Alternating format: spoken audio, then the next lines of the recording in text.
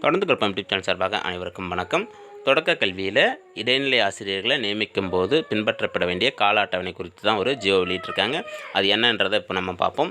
அதாவது பார்த்திங்க அப்படின்னா, பள்ளிக்கல்வி தொடக்க கல்வி இயக்ககத்தின் கீழ் இயங்கும் ஊராட்சி, ஒன்றியம், நகராட்சி, மாநகராட்சி, அரசு தொடக்க மற்றும் நடுநிலைப் பள்ளிகளில் உள்ள காலி பணியிடங்களில் ஆசிரியர் தேர்வு வாரியத்தின் மூலம் தெரிவு செய்யப்படும் பணிநாடுகளிலிருந்து நேரடி நியமனம் செய்யும் போது பின்பற்றப்பட வேண்டிய கால அட்டவணை அப்படின்னு சொல்லிட்டு அரசாணை வெளியிட்டிருக்காங்க. இதில் வந்து பார்த்திங்க அப்படின்னா ஒரு 4 அரசாணை கொடுத்துருக்காங்க. இதில் முதல்ல இருக்கிறது வந்து பார்த்திங்க அப்படின்னா அந்த டிரான்ஸ்ஃபர் பொது மாறுதல் கலந்தாய்வு சம்மந்தமான அந்த ஜிஓ. ரெண்டாவது இருக்கிறது வந்து பார்த்திங்க அப்படின்னா அதாவது தொடக்க பள்ளி இயக்கத்தின் கீழ் வர அந்த ஊராட்சி, ஒன்றிய, நகராட்சி பள்ளிகளில் 1500 காலி பணியிடங்களை நிரப்பிக்கிறதுக்கான அந்த அரசாணை. அடுத்ததாக வந்து பார்த்திங்க அப்படின்னா அடுத்த 3வது இருக்க அரசாணை வந்து பார்த்திங்க அப்படின்னா பட்டதாரி ஆசிரியர்களை நியமிக்கும் போது பின்பற்றப்பட வேண்டிய கால அட்டவணை தான் அது. 4வது இருக்கிறது தான் வந்து பார்த்திங்க அப்படின்னா நம்ம தொடக்க கல்வி இயக்ககத்தின் கீழ் வர ஊராட்சி, ஒன்றிய, நகராட்சி, மாநகராட்சியில் இருக்கிற நடுநிலை தொடக்கப்பள்ளியில் ஏற்படுற அந்த காலி பணியிடங்களை நிரப்புறதுக்கான கால அட்டவணை அப்படின்றத கொடுத்துருக்காங்க. இதில் என்னென்னலாம் பண்ணணும் அப்படின்றத கொடுத்துருக்காங்க பாருங்கள்.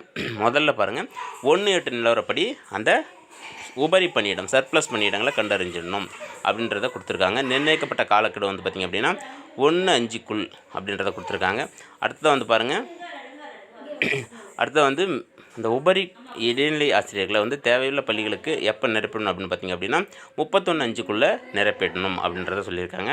அடுத்தது வந்து பாருங்கள், அனைத்து இடைநிலை ஆசிரியர்களுக்கான பொது மாறுதல் கலந்தாய்வு 30/6க்குள்ளே முடிச்சிடணும், அதாவது இந்த ஜூன் மாதத்தில் முடிச்சிடணும் அப்படின்றது தான் சொல்லியிருக்காங்க. அடுத்தது பாருங்கள், இடைநிலை ஆசிரியர் காலி பணியிட மதிப்பீடு அதை வந்து 1/7க்குள்ளே. அப்போ முதல்ல வந்து பார்த்திங்க அப்படின்னா சர்ப்ளஸ்ன்றதை கண்டுபிடிச்சிட்டாங்க. அடுத்ததாக வந்து பார்த்திங்க அப்படின்னா 1/7க்குள்ளே நமக்கு எவ்வளோ பணியிடம் தேவைப்படுது அப்படின்றத கண்டுபிடிச்சிடணும். அடுத்ததாக வந்து பாருங்கள், காலி பணியிடங்களை நிரப்பிட கோரும் கருத்துருக்கள் அதை வந்து பார்த்திங்கன்னா அரசுக்கு அனுப்புவது வந்து பார்த்திங்கன்னா அது வந்து 7வது மாதத்தில் 15/7க்குள்ளே நம்ம அனுப்பிச்சிடணும். அடுத்ததாக வந்து பாருங்கள், வரிசையின் 5 படி அரசுக்கு சமர்ப்பிக்கப்படும் கருத்துருக்கள் மீது அரசாணை வெளியிடப்பட வேண்டிய நாள் 30/9க்குள்ளே அரசாணை வெளியிடணும். அடுத்ததாக பாருங்கள், 30/10க்குள்ளே என்ன பண்ணணும் அப்படின்னு பார்த்திங்கன்னா உத்தேச காலி பணியிடங்களுடைய எண்ணிக்கை குறித்து ஆசிரியர் தேர்வு வாரிய குழு மற்றும் அதன் நிதித்துறை உறுப்பினர்களின் ஒப்புதலை உறுதி செய்த பின்னர் அறிவிப்பு வெளியிடப்பட நாள் வந்து பார்த்திங்கன்னா 31/10.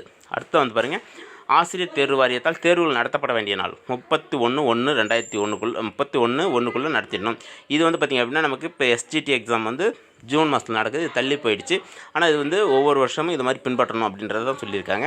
அடுத்ததாக பாருங்கள், சான்றிதழ் சரிபார்ப்பு மற்றும் தெரிவு செய்யப்பட்ட தேர்வுகளின் இறுதிப்பட்டியல் வழங்கப்பட வேண்டிய நாள் வந்து பார்த்திங்க அப்படின்னா 1/5லேருந்து 31/5க்குள்ளே முடிச்சிடணும். அதாவது அந்த கல்வியாண்டு தொடங்குறதுக்குள்ளே அந்த புதிய பணியிடங்கள் நிரப்புறதா இருந்தாலும் ஏற்கனவே வந்து இருக்கிறவங்களுக்கு பொது மாறுதல் கலந்தாய்வு நடத்த வேண்டியதாக இருந்தாலும் பார்த்திங்க அப்படின்னா 31/5க்குள்ளே முடிச்சிடணும் அப்படின்றது தான் வந்து இதை கால அட்டவணையாக கொடுத்துருக்காங்க.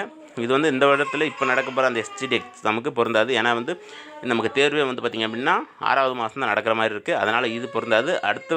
அடுத்தடுத்த கல்வியாண்டில் இந்த முறையை பின்பற்ற வேண்டும் அப்படின்றது தான் இந்த மாதிரி ஒரு கால அட்டவணை கொடுத்துருக்காங்க. பெரும்பாலும் வந்து பார்த்திங்க அப்படின்னா பட்டதாரி ஆசிரியர்களுக்கு இது ஓரளவுக்கு பொருந்தி வரும் அப்படின்ற மாதிரி தான் இருக்குது. பொறுத்துன்னு பார்ப்போம் என்ன நடக்குதுன்னு. நன்றி.